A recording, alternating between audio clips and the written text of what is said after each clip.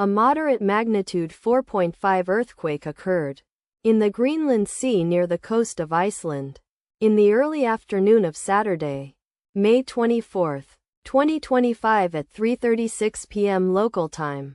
Atlantic, Reykjavik GMT +0.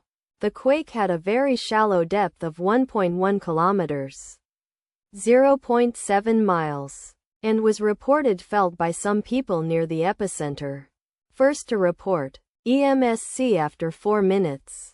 The earthquake occurred 1 hour and 15 minutes after a magnitude 4.9 earthquake had hit on Saturday, May 24, 2025, at 2:21 p.m. local time. Atlantic, Reykjavik GMT +0. In 11.3 kilometers, 7 miles, distance to the northeast. Data source from Volcano Discovery. Did you feel it? Let us pray. May God protect everyone. Amen.